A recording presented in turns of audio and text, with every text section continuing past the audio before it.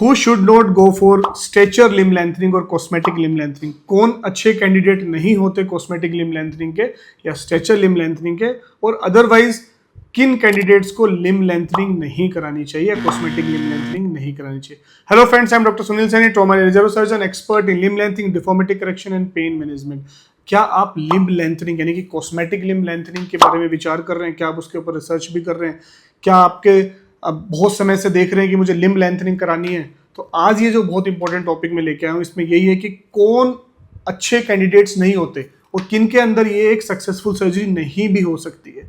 इन्हीं पॉइंट्स के ऊपर हम बात करेंगे। नंबर 1 पॉइंट आता है बॉडी डिस्मॉर्फिज्म।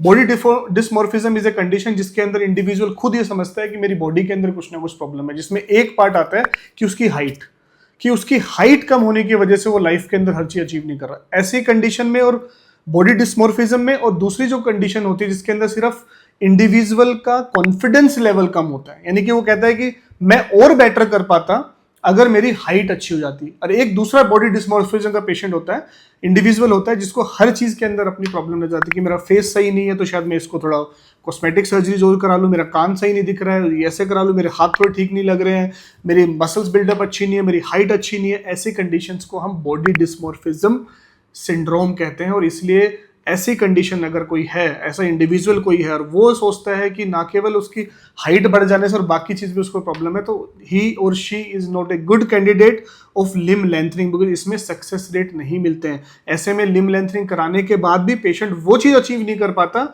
जिसके लिए वो सोच रहा था कि लिम लेंथनिंग करके मैं अचीव कर लूंगा, क्योंकि उसको अपनी बॉडी में बाकी चीज भी अफेक्टिव लगने लग जाती है। हो सकता है उसका नॉर्मल कॉन्फिडेंस लेवल ही इतना नहीं हो। तो कैसे समझोगे इस चीज को? इसके लिए हमारे साइकेट्रिस्ट होते हैं, हमारी साइकोलॉजिकल काउंसलिंग टीम होती है, हमारे खुद सर्जन से हम लोग बैठते हैं, तो इस चीज को पहले ही डायग्नोस करते हैं। ऐसे कैंडिडेट्स को हम मना करते हैं कि you are not a good candidate for going for limb lengthening surgery, cosmetic limb length, that is called body dysmorphism syndrome.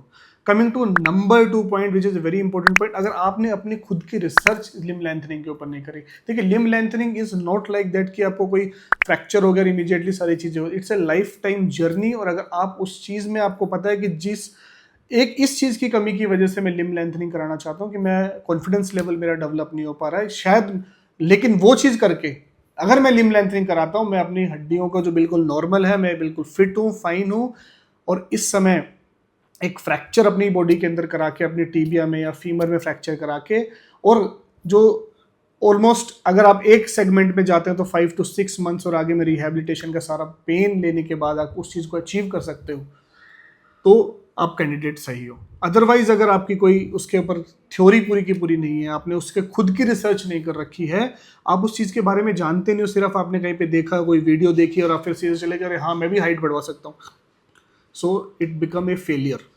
सो अपनी खुद की रिसर्च करना बहुत जरूरी है। उसके बाद आपकी थोरो डिस्कशन होनी चाहिए जिस टीम से आप लिम लेंथनिंग कराना चाह रहे हैं, जिन सर्जन से आप कराना चाह रहे हैं, उसके साथ आपकी thorough discussion about whole procedure in detail. Pre operative क्या होने वाला है, इंट्रा ऑपरेटिव क्या होने वाला है, कौन सा प्रोसीजर मेरे लिए बेस्ट रहेगा, not only for yourself but आपकी पॉकेट के लिए भी, और पोस्ट प्रोसीजर में इतनी जो अचीवमेंट करना चाह रहा हूँ उसके बाद कितने समय के बाद मैं बिल्कुल फिट एंड फाइन होकर काम कर पाऊंगा। तो नंबर 2, अगर आपकी अपनी रिसर्च नहीं है, आपने अपने सर्जन से डिस्कशन नहीं किया, तब अगर आप जल्दबाजी में करा रहे तो it's not going to be a good option.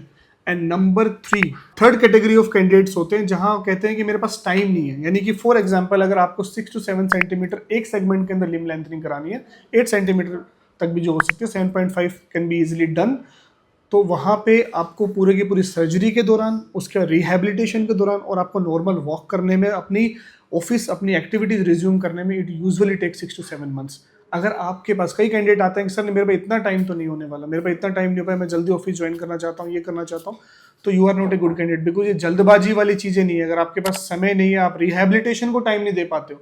बहुत बार पेशेंट ऐसे होते हैं कि अब मेरा फ्रेम जल्दी जल्दी निकाल दिया जाए, रिहैबिलिटेशन करी नहीं है, स्ट्रेंथनिंग अभी आई नहीं, चलना स्टार्ट कर देना, तो then it become a failure, you can develop deformities और फिर एक सर्जरी बदनाम होती। तो आपको सही समय भी निकालना, इसलिए उसके लिए सेकंड स्टेप से पहले, थर्ड स्टेप से पहले फर्स्ट स्टेप पे जाना बहुत जरूरी है कि you have to have a thorough discussion with your surgeon, with your team कि मुझे इतना समय लगने वाला है। इसलिए अगर आपको 6 से 7 महीने का टाइम भी बताया जाता है तो इन माई एडवाइस, और मैं अपने पेशेंट्स को भी ये बताता हूँ कि आप 2 महीने और एक्स्ट्रा लेके चलो, so that you have enough time, ताकि आपके पास साइकोलॉजिकल प्रेशर ना बनने लग जाए।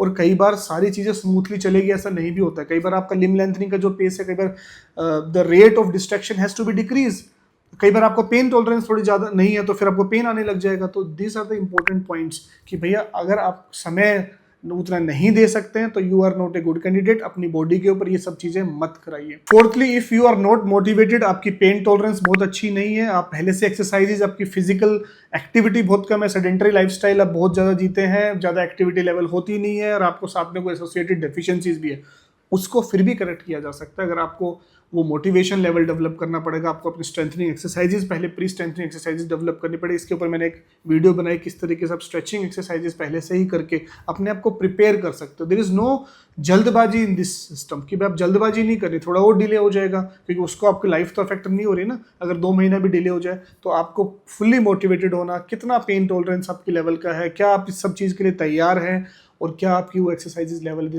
Very very important. अगर ऐसा नहीं होता है तो ऐसे कैंडिडेट्स बहुत जल्दी जब 2-3 सेंटीमीटर की स्ट्रेचिंग स्टार्ट होती है तो पेन चिल्लाने लग जाते हैं और बहुत बार फ्लेम रिमूवल भी करना पड़ जाता है एंड दे स्टार्ट रिग्रेटिंग कि मैंने क्या करा लिया। और वो साइकोलॉजिकल प्रेशर बहुत ज़्यादा आता है because it's a very important psychological game.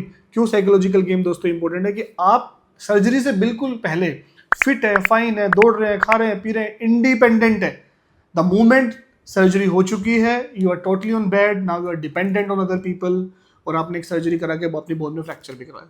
एक किसी को फ्रैक्चर हो गया एक्सीडेंट की वजह से, उसको ट्रीट करना, और यहाँ पे जो बिल्कुल हेल्दी था, फिट था, एकदम से वो बेड पे आ गया, it's a totally different psychological game. तो you have to have that much of motivation, you must have to have that much of pain tolerance and you develop your body to that level. And last but not the least, और lastly friends, ये सब भी हो गया, इस सब के through भी आप गुजर चुके हो, आप अच्छे मोटिवेटेड हो, आपको बॉडी डिस्मॉर्फिज्म नहीं है, आपके पास समय भी है, आपने स्ट्रेचिंग भी कर ली है।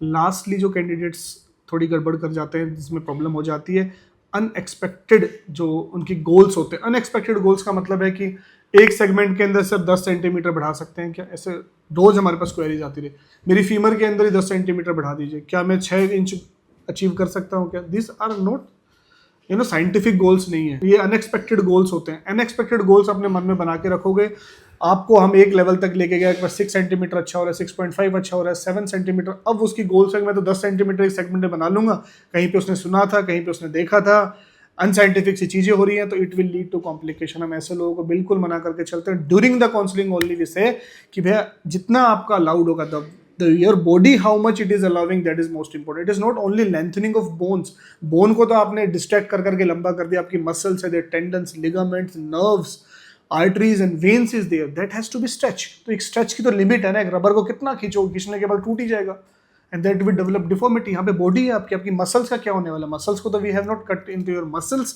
सो मसल्स है, लिगामेंट्स है, टेंडन्स है, नर्व्स हैं, your arteries and veins are there, they have a specific stretchable period, उतना ही स्ट्रेच हो सकते हैं, उससे आगे अगर बढ़ा जाए तो फिर आपको कॉम्प्लिकेशन हो सकती है। इसलिए हम कहते हैं हमेशा कि 1 centimetre short is without any complication is far better than 1 centimeter more height you have gained but with complication you are not able to do your activity। तो ऐसा नहीं करना। So friends, अगर इन सब में से आप लिम लेंथनिंग के लिए देख रहे हैं, you want to go for cosmetic limb lengthening, और इन सब में से आपका कोई भी पॉइंट है तो आई डोंट थिंक कि मेरी पर्सनल वो है, और ओवर द पीरियड जो हम लोगों ने इतने लोगों की काउंसलिंग करी उसमें हमने देखा, इतने सर्जरीज के बाद भी हम लोगों ने देखा कि ऐसे कैंडिडेट्स के अंदर प्रॉब्लम होती है। तो you need to rethink about this and still if you are over this, आप ये सब चीज़ों से अलग हो चुके हो, यानी कि ये सारी चीज़ आपके अंदर पॉजिटिव की तरफ है, आपका बॉडी डिस्मॉर्फिज्म नहीं है, आपके पास टाइम भी है, आपके एक्सपेक्टेड गोल जो साइंटिफिक गोल है, आप मोटिवेटेड भी हो, पेन टॉलरेंस भी अच्छी, एक्सरसाइज भी सारी अच्छी करते हैं।